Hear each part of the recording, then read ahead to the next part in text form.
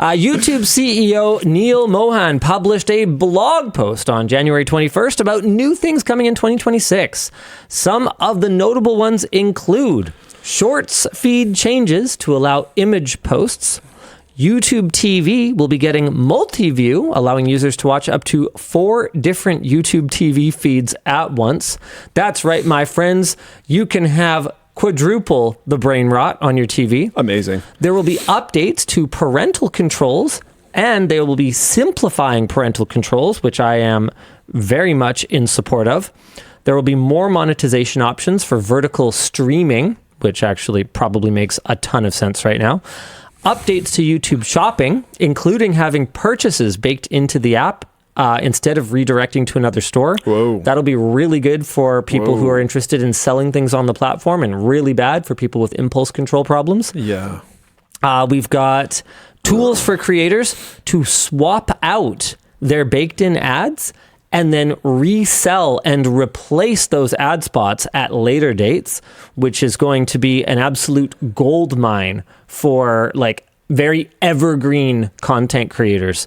I don't know that it'll be as useful for us, but if you make videos that are about the War of 1812, for instance, very good. Then Very good. absolutely nothing would prevent you. Like, actually, a perfect example of this would be, oh man, what's his name? He does the Oversimplified is perfect example of someone who could benefit from this immensely, because he does those like limited edition merch drops in his videos. So if he could go back and replace his entire back catalog with whatever his current merch drop is.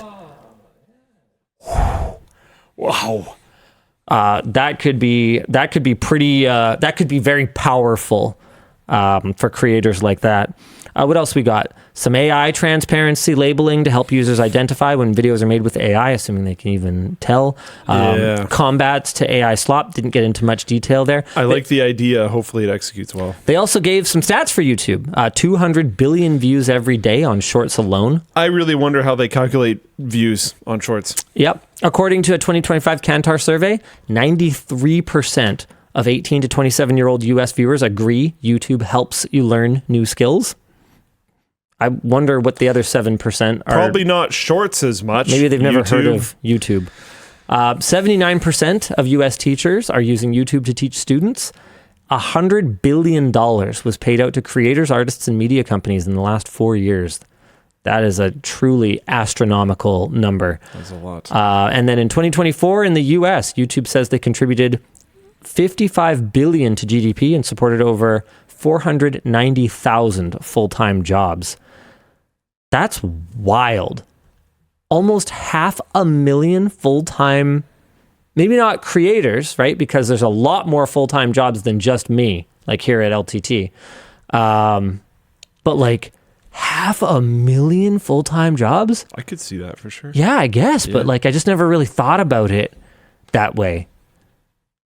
It's interesting. Creator economy, man. I wonder how they calculated that, but I'm not too stunned by the number. Eggnog in April says, yeah, I don't believe 500,000 jobs. I mean, why Honestly, not? I kind of do. I know so many creators that have enormous teams. Oh, and when I say enormous, I don't mean like 1,000 people, but I'm talking like 10 many. Or 20. And there's the amount of like so many 2 to 3 people YouTube teams is like endless. Huge. Like it used to be not that long ago. Back in my day, man yells at cloud. Back in my day. That you could literally take all the YouTubers with 1 million subscribers and put them on stage at once and give them giant YouTube play button plaques. That was a thing. Whereas now, like how many channels are there with 1 million subscribers? How many YouTube channels have 1 million subscribers? Quite a few. You also don't need 1 million subs to hire people and make a team, especially in modern YouTube, I would argue, where there are certain like crazy niches where you can be super successful with 20,000 views a video. It's just an audience that like supports really heavily or monetizes really heavily. Like they'll buy the things that you're talking about a lot and you get big affiliate revenue or whatever else.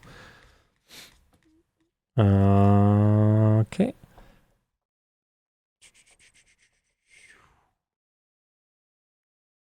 See. I don't know. The AI overview estimates around 69,000 channels. Nice. As of mid 2025, but I haven't actually found. Awesome Creator Academy says 69,182 As of when? In 2025. Okay. So Out of date. It's Yeah. 2026 now. the point is a lot. Now, obviously, not all of those are in the US, but as we already talked about, a lot of those channels probably are either directly or indirectly responsible for the full-time employment of a lot more than one person. Like LMG, for instance, directly employs like 100 plus. I think we're sitting at around 120 right now. Does that sound about right? Yes. Ish. But there are also people who are indirectly full-time employed who don't necessarily work for us. Like, for instance, our third-party logistics company in This Richmond. is one of the reasons why I said it. I wonder how they're counting it, because we're over half of their business. So by that logic, half their headcount is. do you count some amount of employment for all the services that support us? Absolutely. Internet. I would think so. Oh. That's not going to be a whole person. That's getting pretty fuzzy. But it's part of a person. Yeah, here it says YouTube supported over 490,000 full-time jobs. So it's very I think it has to be more direct employment. unclear exactly what they would mean. But then by you're that. counting the shipping thing. Yeah, which I think is fair. fairly But direct. Where is the line, though? Yeah, not sure. it's tough. Not sure. I think the biggest one for me was actually that for the parental controls, I can now, I have the granularity to turn off shorts or limit shorts directly for my dependents, which is That's actually huge. Thank you. Because I don't mind my kids using YouTube at all. I do mind a lot them doom scrolling shorts. Shorts is a different thing. It's a different beast entirely. Yeah. I feel like I do feel a little bit like every generation goes through this. Books were once the devil and an idle pastime that rotted your brain. And then it was radio. And then it was TV. And then it was video games. And then. And so, I'm sitting here going, well, I grew up with YouTube and I turned out okay. But these shorts are bad. They'll rot your brain. Except, I mean, they do seem to kind of be doing that. Actually, though. Yeah. Anyways, I really like the learning new skills, and the viewers agree that YouTube helps. Teachers are using 79% of teachers are using YouTube to teach students. I was kind of wondering. Time for business meeting on WAN show time. There was a thread on the Reddits recently of about the Vimeo thing. No. Oh. A Tech Quickie episode. Oh. Being used in a classroom. Yes. I lost it. It's somewhere in here. But that happen. We'll get a little Reddit post about that every once in a while. Yeah, every once in a while. It's been a consistent thing for a long time. Have you ever thought of like working with some form of curriculum or something like that to make content like for classrooms? Oh, interesting. That's not where I thought you were going. So YouTube actually has features where educational institutions can license your content for use in classroom. Yeah. We've always opted out just because I don't care. If Whatever, teachers, dude, just use it. Yeah, that's always kind of been my stance. As for like supplemental materials that are specifically designed in partnership with some kind of educational institution, I think that's super cool. I think it's a neat idea. And like obviously, if the ideal for us would be that it's stuff that we could still upload on YouTube. So I wouldn't want to go into much more depth than something like a Tech Quickie already would. Yep. But if it was meant to be like, hey, here's the new unit we're working on today. Here's a fun, fast-paced, engaging, top-level primer of what we're going to dig into over the next 2 to 3 weeks of our coursework. I'd be super interested in that. Yeah, Sounds for sure. Awesome to me. Yeah, that'd be great. You should make a CompTIA rival just to troll them. You can certify yourself. No, I wouldn't need to do that. There it is. I mean, look. You've got the paper. It's good enough. Last time there was like a lot of spiders on the back of that. Just a heads up. No, seems like you're probably fine. There's a dead one.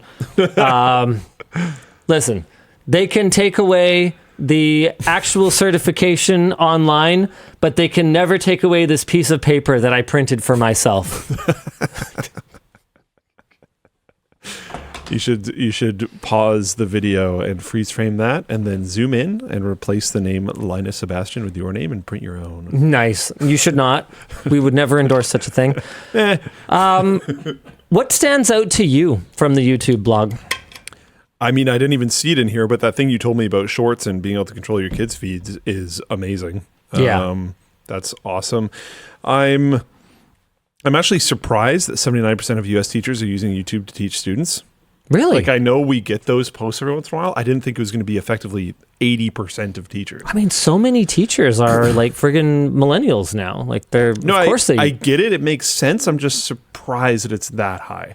And that number is why I thought of maybe we should support this more. I don't know if that's a desire from anybody, but it does seem like our videos get used. I have usually seen our videos getting used in universities. That's usually the what people are talking about when it comes up, or technical colleges or whatever. So I don't know if maybe we'd need to aim differently to show up in like high schools or whatever. But Stay the Path says, yeah, I have a bunch of friends who are teachers, and I'd be very surprised if they never showed their kids YouTube videos. Yeah, okay, cool. Makes sense. Yeah. I mean, I used it as a military instructor for airplanes, says Bordaga. Sweet. I mean, if somebody else did the work of... No, yeah, I get it. I just I don't remember, they'd roll out Bill Nye every once in a while, but it was like pretty rare that we watched things in class.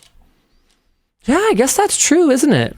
So, is that more common now? I would assume Projectors are so. probably more ubiquitous now. Our school only had a handful of AV rolling carts. TV. This is my point. Yeah. So I'm just super out of touch with high schools, I guess, because they probably, I'm assuming, do they just all have projectors now, or what's the? I think so. Actually, I think so. I think my kid's school, all the classrooms have projectors in them. So are schools a huge client for projectors? When the Oh yeah, like Ben Q. Ben Q had none. Lives or dies on universities. how many school projectors they sell. Big university projectors. And I was gonna say, yeah, I was helping out in one of my kids' classrooms. They had a parent helper day. This was a few years ago. My kids are all a little bit older now, but it used to be when they're younger, you could go in and you could help run a unit that they were doing or whatever. It was a nice way to just kind of see your kids in their environment at school, see how they're doing, see which of their friends probably we shouldn't invite over, the rabble rousers. Anyway, so I happened to be there when they did the morning announcements, and it was a video. Oh. Yeah, so the principal was on video in the classroom, and I was like, oh, I guess that's pretty smart. Was it a live stream? I don't know. I actually don't know. I didn't think about it. Interesting.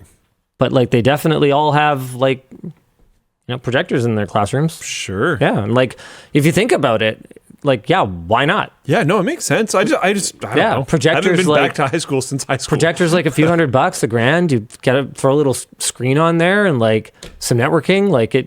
It's nothing that, a person who worked in school IT for quite a few years. Yeah. It's nothing that guy wouldn't have been able to figure out. He probably did. I just mostly talked to him about server stuff. So we never got into what are the classroom configurations that you have.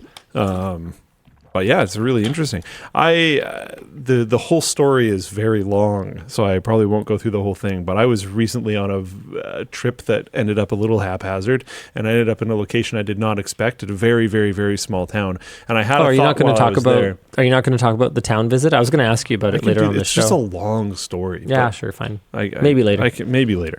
But something that I did think of was the internet there was so bad. That I kind of had this thought, there was none at the airport. There was no cell signal. There was no whatever at the airport. Solid. You had to drive into town to like get signal. Solid. I had this thought of like, it would be kind of fun to do I don't know if it's a series or a one-off or whatever, but you're doing Tech House.